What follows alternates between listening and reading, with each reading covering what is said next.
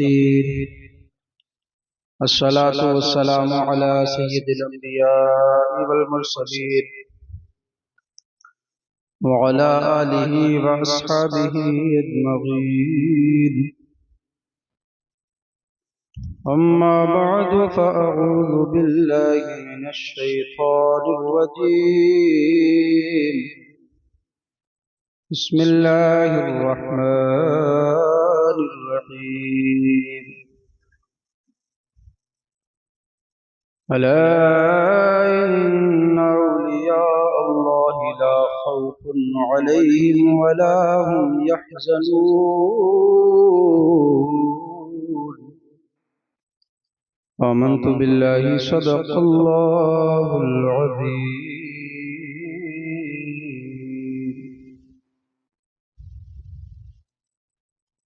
یا الہی رحم فرما مصطفیٰ کے واسطے، یا رسول اللہ کرم کیجئے خدا کے واسطے، مشکلیں حل کر شہ مشکل کشا کے واسطے، کربلائیں رد شہید کربلا کے واسطے. معزز سامعین حضرات،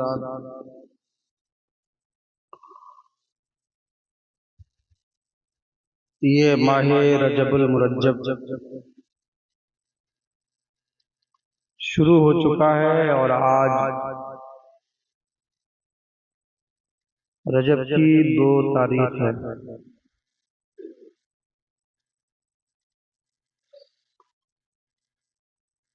رجب میں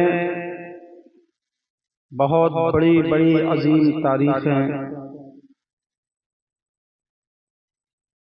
پائی جاتی ہیں ہمارے بزرگوں کی نسبت سے، اور ان پر بولنے کا حق ادا نہیں کیا جا سکتا. کوشش کروں گا کہ ایک جمعہ کم از کم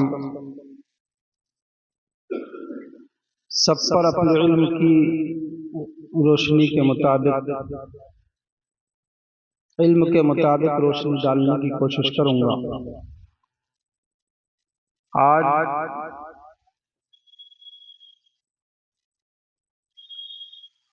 کچھ سیرت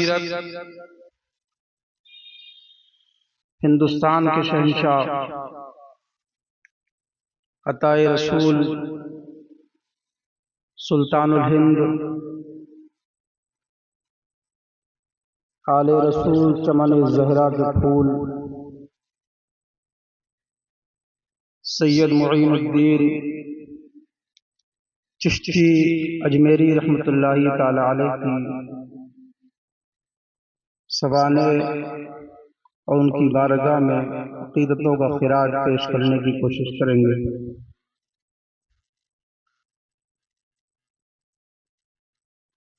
یوں تو ہمارے نبی نے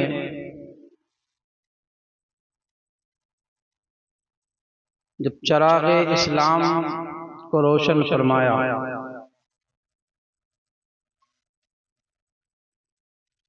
تو صرف 23 سال حضور نے تبلیغ دین فرمائی.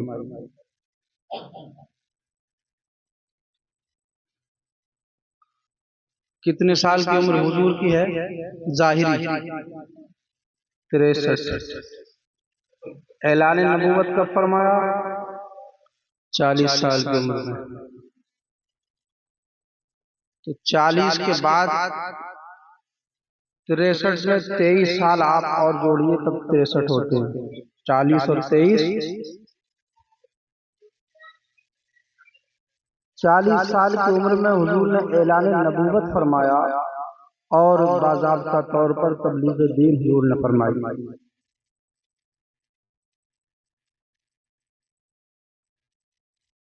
اور اس کے بعد جب 63 سال کی عمر میں ظاہری طور پر حضور ہماری نگاہوں سے پوشیدہ ہو گئے، پردہ لے لیا حضور نے، وصال فرمایا.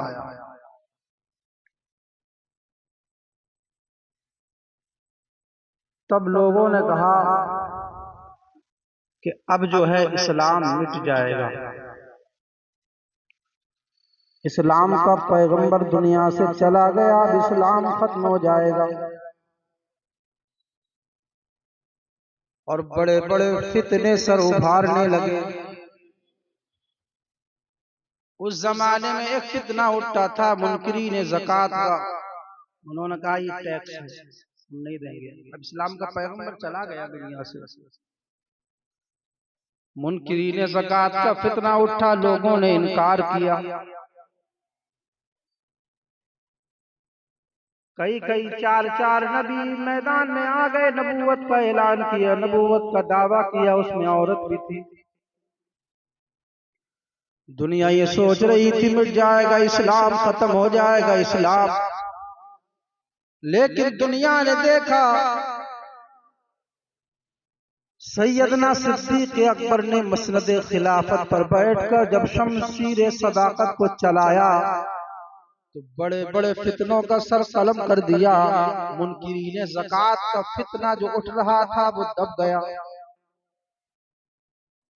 اور جب 2 سال کچھ ماہ صدیق اکبر رضی اللہ تعالیٰ عنہ نے شاندار خلافت فرمائی اور آپ نے بھی جب وصال فرمایا، پھر لوگ سر ابھارنے لگے کہ اب چلا جائے گا دنیا سے اسلام، اب ختم ہو جائے گا دنیا سے اسلام۔ صدیق اکبر بھی چلے گئے، اب اسلام مٹ جائے گا، اب اسلام کا نام و نشان دنیا میں باقی نہیں رہے گا۔ لیکن اللہ کرم فرمائے اور ہزاروں رحمتیں فرمائے سیدنا حضرت عمر فاروق اعظم رضی اللہ تعالیٰ عنہ پر۔ آپ نے جب مسند خلافت سنبھالی اور آپ نے جب شمشیر عدالت کو چلایا تھا، اللہ الصمد، ادھر مصر کے قبطی سر ابھار رہے تھے، ادھر ایران کے کسرا سر ابھار رہے تھے، ادھر ایران کے کسرا اور ساتھ ہی ساتھ روم کے قیصر فتنہ کر رہے تھے۔ سیدنا عمر فاروق اعظم نے جب شمشیر عدالت کو چلایا تو مصر کے قبطیوں کا سر قلم کیا، ایران کے کسراؤں کا سر قلم کیا، روم کے قیصر کے فتنہ کو دبایا، اور جن محلوں میں ایران اور قیصر، روم اور قیصر کے بعد روم اور ایران کے بادشاہوں کے محلوں میں اذان کے نغمے سنائی دینے لگے، دنیا سوچ رہی تھی ختم ہو جائے گا اسلام، لیکن سیدنا عمر فاروق اعظم نے 10 سال شاندار خلافت فرمائی۔ ایک انگریز مورخ لکھتا ہے وہ تو عمر کو 10 سال ملے، 22 لاکھ مربع میل پر آپ نے حکومت فرمائی، اگر عمر کو 10 سال اور مل جاتے تو آج پوری دنیا میں مذہب اسلام ہوتا۔ اللہ حضرت عمر فاروق اعظم 10 سال شاندار خلافت فرمانے کے بعد جب دنیا سے چلے گئے، پھر لوگوں نے سر ابھارا، فتنوں نے جنم لیا، اب ختم ہو جائے گا اسلام، اللہ الصمد۔ لیکن ایسے عالم میں حضرت عثمان غنی رضی اللہ تعالیٰ عنہ نے مسند خلافت پر بیٹھ کر کے آپ نے جب نظام عدل اور انصاف قائم کیا ہے تو افریقہ کے تپتے ہوئے صحراؤں میں اسلام کے گلشن کے پھول مہکتے ہوئے نظر آتے ہیں۔ سیدنا عثمان غنی دنیا سے چلے گئے، حضرت علی رضی اللہ تعالیٰ عنہ کا دور آیا، حضرت علی کے دور میں بھی بہت سارے فتنے اٹھے، آپ نے ان فتنوں کا قلع کما کیا، صدیاں گزرتی چلی گئی، وقت گزرتا چلا گیا، سال گزرتے چلے گئے، یہاں تک کہ یزید کا فتنہ اٹھا۔ حضرت علی کے بیٹے حضرت امام حسین نے اپنی اور اپنے بچوں کی قربانی دینے کے بعد اسلام کی ڈوبتی ہوئی کشتی کو کنارے پر لگا دیا تھا۔ زمانہ بدلتا چلا گیا، ایک زمانہ ایسا آیا 5ویں صدی میں اسلام کی ناؤ پھر ڈگمگانے لگی، اسلام کی کشتی پھر ڈوبنے لگی، اسلام کے چہرے کو بگاڑنے کی ناپاک کوشش لوگوں نے کی، لیکن ایسے عالم میں پیروں کے پیر روشن ضمیر قطب ربانی غوث سمدانی پیر لاسانی سیدنا شیخ محی الدین قادر جیلانی نے اپنے قلم کو اٹھایا اور بڑے بڑے فتنوں کا سر قلم کر دیا۔ یہ سیدنا شیخ محی الدین قادر حضور غوث اعظم عبد القادر جیلانی کا دور تھا، وقت گزرتا چلا گیا، آندھیاں اٹھتی چلی گئی، اسلام سے ٹکراتی چلی گئی، دشمنان اسلام زیر ہوتے چلے گئے، اسلام کے چراغ روشن ہوتے چلے گئے، یہاں تک کہ وہاں سے جب یہ ہوا چلی اسلام کی، وہاں سے اسلام کی روشنی پھیلی تو پوری دنیا میں پھیلتی چلی گئی اور ہمارے یہاں ہندوستان تک پہنچ گئی۔ اب ہندوستان میں کیسے آیا اسلام؟ ہندوستان میں کون لے کر کے آیا اسلام؟ تاریخ اسلام جب آپ پڑھیے تو آج لوگ غلط طریقے سے ہندوستان کے مسلمانوں کے اوپر الزام لگاتے ہیں کہ ہندوستان میں اسلام تلوار کے زور سے آیا ہے۔ ہم دنیا والوں کو یہ بتانا چاہتے ہیں ہندوستان میں اسلام نہ کسی تیمور نے پھیلایا ہے، ہندوستان میں اسلام نہ کسی علاؤ خلجی نے پھیلایا ہے، ہندوستان میں اسلام نہ کسی التمش نے پھیلایا ہے، ہندوستان میں اسلام نہ کسی مغل نے پھیلایا ہے، ہندوستان میں اسلام نہ کسی راجہ نے پھیلایا ہے، ہندوستان میں اسلام نہ کسی نواب نے پھیلایا ہے، بلکہ ہندوستان میں اسلام اجمیر والے خواجہ نے پھیلایا ہے۔ آیا تھا شہاب الدین غوری غریب نواز سے پہلے، جب پرتھوی راج کی فوج سے اس کی فوج ٹکرائی تو پرتھوی راج کی فوج بہت بڑی تھی اور مسلمانوں کی فوج چھوٹی تھی، آپس میں فوجیں جب ٹکرائیں اللہ خود سمجھ پرتھوی راج کی فوج غالب آنے لگی۔ شہاب الدین غوری نے دیکھا کہ میری فوج جو ہے پسپائی اختیار کر رہی ہے، اس کی فوج پیچھے ہٹنے لگی۔ اس نے ایک للکار کر کے کہا اے لوگو، غزنی تم سے بہت دور ہے اور جنت تم سے بہت قریب ہے، اگر بھاگے تو کہاں جاؤ گے؟ غزنی پہنچو نہ پہنچو اس کی کوئی گارنٹی نہیں ہے، لیکن آگے بڑھو، اسلام کے لیے گردن کٹا دو، جنت میں ضرور پہنچ جاؤ گے۔ شہاب الدین غوری کی اس للکار نے مسلمانوں کے اکھڑتے ہوئے قدموں کو جبا دیا، مسلمان جم کر کے لڑنے لگے، لیکن دشمن کا ریلا بڑا تیز تھا، زیادہ دیر اس کے سامنے شہاب الدین غوری کی فوج ٹک نہ سکی، پھر اکھڑ گئے مسلمانوں کے جمے ہوئے قدم۔ شہاب الدین غوری جوش شجاعت میں تلوار لے کر کے میدان کارزار میں کود جاتا ہے اور ایک جگہ لڑتے لڑتے دشمنوں کے نرغے میں پھنس گیا۔ ایک سپاہی نے تلوار ماری، زخمی ہوا گھوڑے سے زمین پر آ گیا، وہ تو ایک فوجی اس کا ساتھ تھا، جلدی سے بادشاہ کو اٹھایا، اپنے گھوڑے پر ڈالا اور وہاں سے رفو چکر ہو گیا، ورنہ اسی وقت وہ شہید کر دیا جاتا۔ اللہ کو سمجھ، لیکن جب بادشاہ میدان جنگ سے فرار تو پیچھے پیچھے لوگ بھی بھاگنے لگے، لوگ بھاگ رہے ہیں، یہ کلمہ پڑھنے والے بھاگ رہے ہیں، یہ مسلمان کہلانے والے بھاگ رہے ہیں، یہ محمد مصطفیٰ کے غلام بھاگ رہے ہیں، یہ اسلام کے ماننے والے بھاگ رہے ہیں، اور تاریخ سر پٹک پٹک کر کے یہ کہہ رہی ہے کہ یہ قوم آج تک بدر سے لے کے آج تک کبھی بھاگی نہیں ہے، یہاں پر کیوں بھاگ رہی ہے؟ وشیت کے نقیب نے پکار کر کے کہا تم ہماری حکمتوں کے راز کیا جانو؟ اگر آج شہاب الدین غوری کو جتا دیا گیا تو کل ہندوستان کے مسلمانوں کو قیامت تک یہ تانا دیا جائے گا کہ ہندوستان کا مسلمان شہاب الدین غوری کے تلوار کے سائے میں ہندوستان آیا ہے۔ اس لیے قدرت کا فیصلہ یہ ہوا شہاب الدین کو بھگایا جائے گا، معین الدین کو بلایا جائے گا، تاکہ دنیا یہ جان لے ہندوستان میں مسلمان شہاب الدین غوری کی تلوار کے سائے میں نہیں آیا ہے، بلکہ معین الدین اجمیری کے کردار کے سائے میں آیا ہے۔ آج لوگ کہتے ہیں ہندوستان میں اسلام تلوار کے زور سے پھیلا ہے، ہم بتا دینا چاہتے ہیں ہندوستان میں مسلمان، ہندوستان میں اسلام تلوار کے زور سے نہیں پھیلا بلکہ کردار کے زور سے پھیلا ہے۔ اللہ اکبر! ہندوستان میں اسلام جو ہے وہ تلوار کے زور پر نہیں بلکہ اجمیر والے خواجہ کے کردار کی بنیاد پر پھیلا ہے۔ کردار کیسا تھا انشاءاللہ آج، لیکن میں یہ بتانا چاہتا ہوں یہاں پر کہ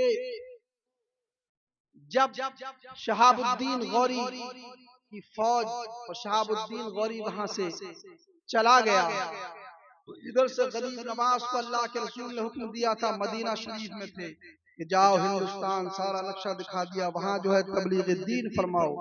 آپ راستے میں تبلیغ کرتے کرتے کرتے کرتے بہت سارے لوگ مسلمان ہوئے، کچھ مریدین ہوئے آپ کے ہاتھ پر، اور 40 مریدین آپ کے تھے۔ ہندوستان پہنچے، راستے میں جنگلوں میں ایک سپاہی بھٹک رہا تھا جو شہاب الدین غوری کا سپاہی تھا۔ کہا یہ فقیر جو ہے ہماری قوم کا معلوم ہوتا ہے، ہمارے مذہب کا معلوم ہوتا ہے، یہ مسلمان معلوم ہوتا ہے۔ کہا بابا کہاں جا رہے ہو؟ کہا میں اجمیر جا رہا ہوں۔ کہا اجمیر کیوں؟ اس زمانے میں سمجھ لو اجمیر ہندوستان کی سرزمین پر راجدھانی کی حیثیت رکھتا تھا۔ تو کہا میں اجمیر جا رہا ہوں۔ کہا کیوں جا رہے ہو؟ کہا وہاں تبلیغ دین کرنے جا رہا ہوں۔ اس نے کہا حضرت میں شہاب الدین غوری کی فوج کا سپاہی ہوں، جب وہ اتنی بڑی طاقت اتنی بڑی فوج کے ذریعے اب وہاں پرتھوی راج کی فوج سے نہ ٹکرا سکا، پرتھوی راج کی فوج کو زیر نہ کر سکا، تو آپ کے پاس تو نہ کوئی فوج ہے، آپ کے پاس تو نہ کوئی تلوار ہے، آپ کے پاس تو نہ جنگ کا کوئی ساز و سامان ہے، آپ نہ جائیے، وہ بہت خطرناک راجا ہے۔ آپ نے فرمایا نہیں میں ضرور جاؤں گا، لیکن سن وہ شہاب الدین غوری تھا، میں معین الدین ہوں، وہ شہاب الدین تھا، سن لے وہ آیا تھا لوگوں کے جسموں پر حکومت کرنے کے لیے، لیکن اللہ والے جو ہوا کرتے ہیں لوگوں کے دلوں پر حکومت کیا کرتے ہیں۔ تو کہا حضرت اگر جانا ہی ہے تو اجمیر نہ جائیں، اس لیے کہ آپ تو سیدھا راجدھانی میں جا رہے ہیں، راجدھانی میں قبضہ کرنے میں کے چکر میں لگے ہوئے ہیں، آپ اجمیر نہ جائیں، کسی اور شہر کی طرف نکل جائیں۔ آپ نے فرمایا ہم یہ کہنا چاہتے ہیں، غریب نواز نے جواب دیا تھا سن لے اللہ کے رسول نے مجھے ہندوستان کا بادشاہ بنایا ہے، ہندوستان کا شہنشاہ بنایا ہے، اور سن لے جو شہنشاہ ہوا کرتا ہے نہ وہ دیہاتوں میں رہا کرتا ہے، نہ وہ گاؤں میں رہا کرتا ہے، نہ وہ قریہ میں رہا کرتا ہے، نہ وہ قصبوں میں رہا کرتا ہے، نہ وہ چھوٹے موٹے شہروں میں رہا کرتا ہے، مگر جو بادشاہ ہوا کرتا ہے، جو سلطان ہوا کرتا ہے، وہ اپنا جھنڈا سیدھا راجدھانی میں لہرایا کرتا ہے۔ اللہ اکبر۔ سرکار غریب نواز اجمیر شریف پہنچ گئے۔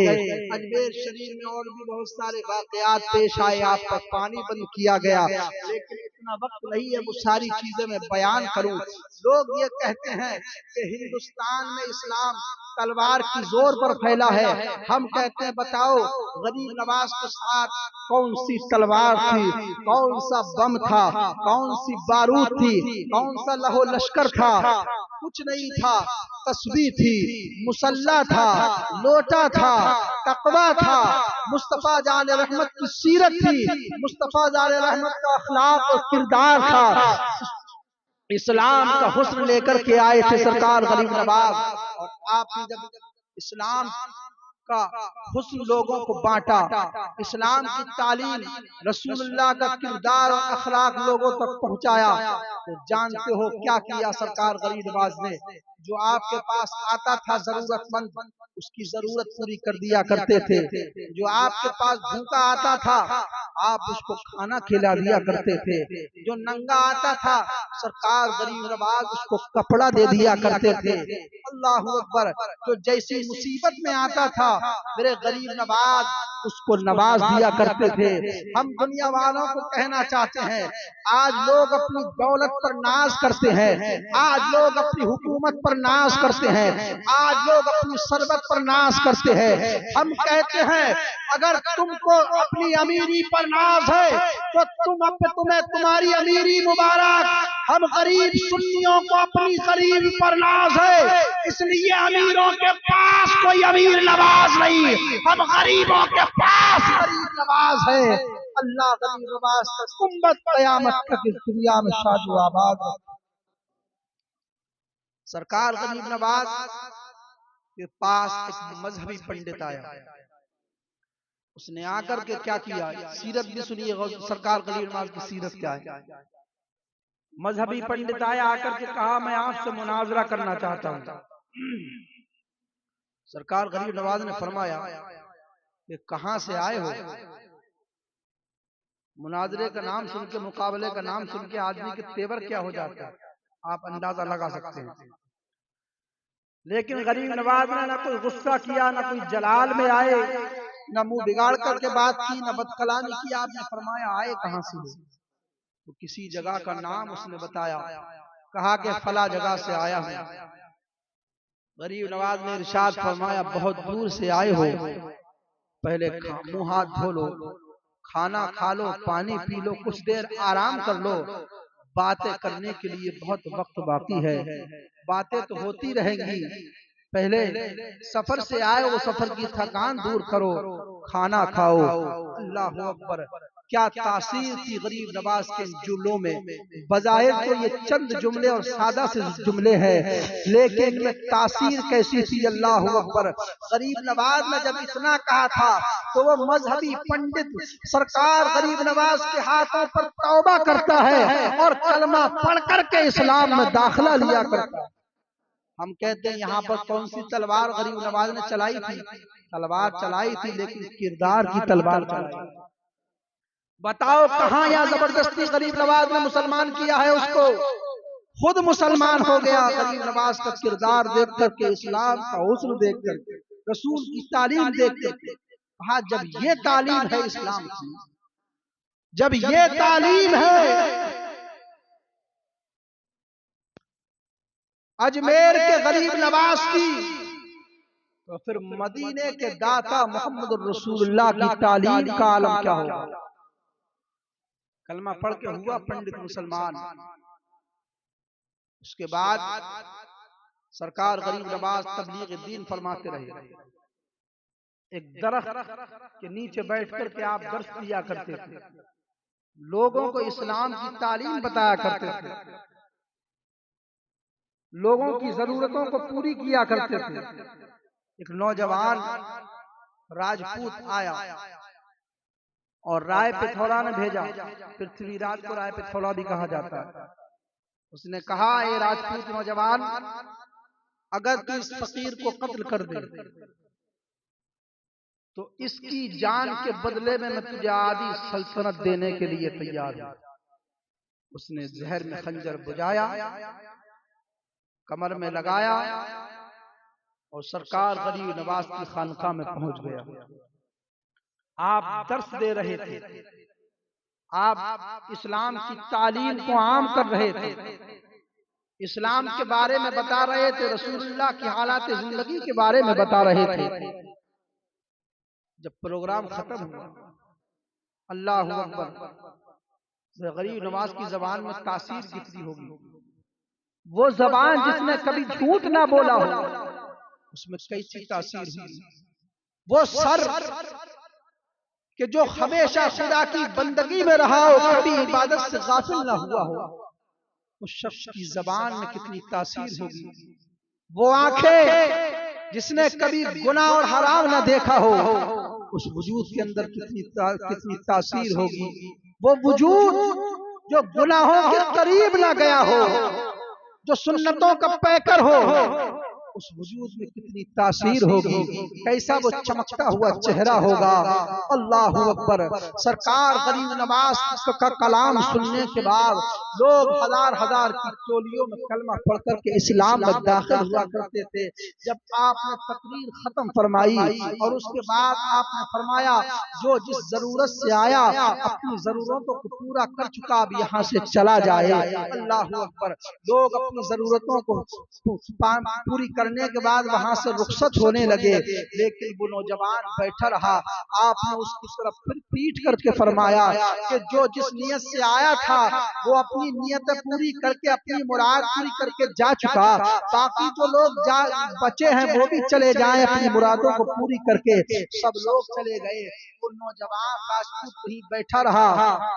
آپ نے فرمایا اے نوجوان، میں نے تجھ سے کہا سب لوگ اپنی مرادوں کو پوری کر کے جانے چلے گئے یہاں سے، تم جس مقصد سے آئے ہو تم بھی اپنا مقصد پورا کرو اور چلے جاؤ۔ سرکار غریب نواز نے دیکھیے کس انداز سے اس سے ارشاد فرمایا جس مقصد سے آئے ہو.